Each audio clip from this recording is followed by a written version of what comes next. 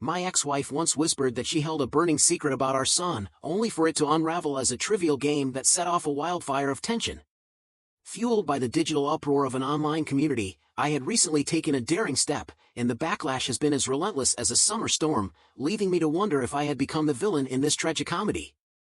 I spent 5 years bound in marriage with her, years that, in hindsight, shimmered with hope before dissolving into a bitter dance of mutual neglect.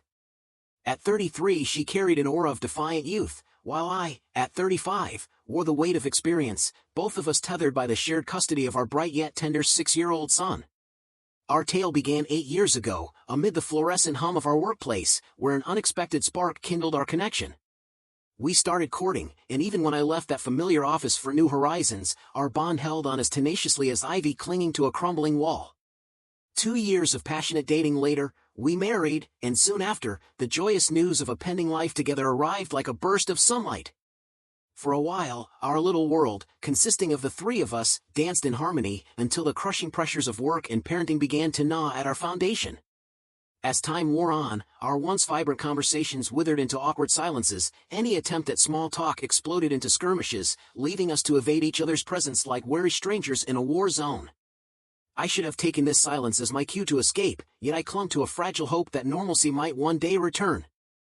But instead, the dark clouds deepened, a monumental quarrel erupted just before we mutually consented to divorce.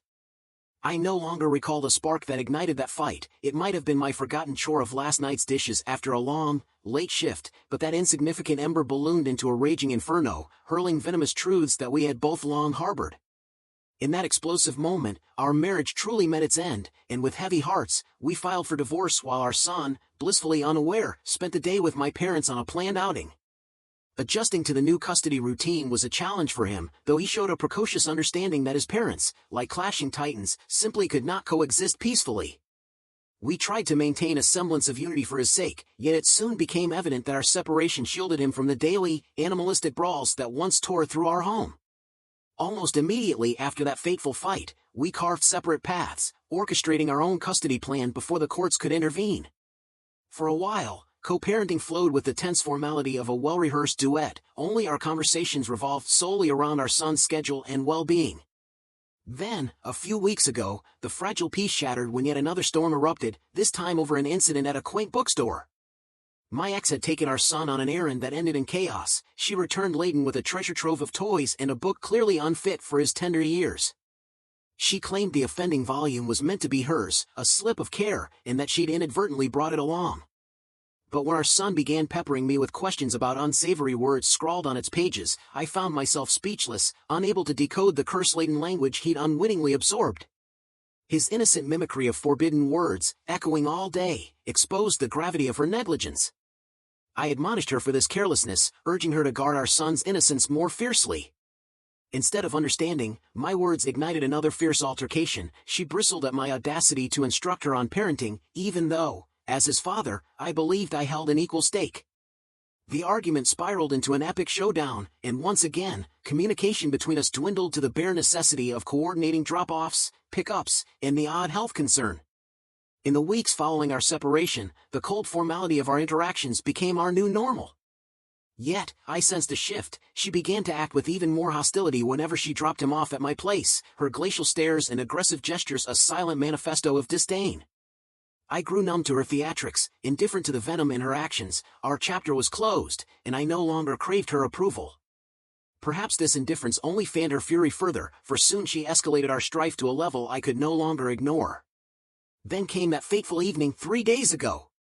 I had a work celebration to attend, and to my surprise, my ex had agreed to watch our son for the night, a rarity in our twisted routine. I half expected her to seize this opportunity to pester me with mischief, yet she acquiesced without her usual tirade.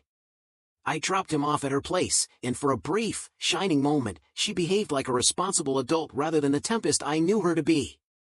As I drove away, relief mingled with disbelief, until, 20 minutes later, a frantic message from her shattered my newfound calm. I was urgently summoned back. She claimed to have one small, urgent matter to discuss about our son. Though already racing against the clock, I pressed her for details. She insisted on an in-person talk, insisting the issue could not be delayed. With trepidation and paternal instinct overriding my schedule, I turned back, choosing to forego the celebration.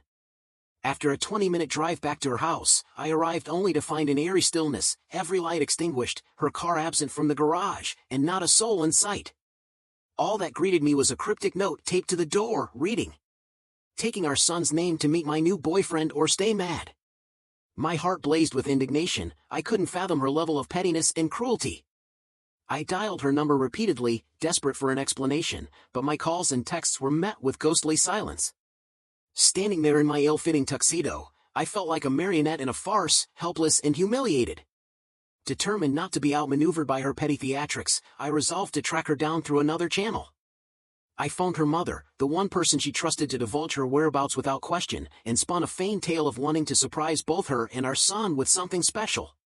Naively, she provided me with a location, a familiar nearby restaurant we'd frequented in happier times. Within minutes, I found myself stepping into that establishment, my pulse pounding with a mix of rage and resolve. There, in a sunlit corner by a window, I spotted our son with his mother, and a stranger seated beside her. A surge of anger and betrayal welled up inside me as I approached their table. The stranger, whose confusion was palpable, could only watch as I pulled out a chair and planted myself beside him.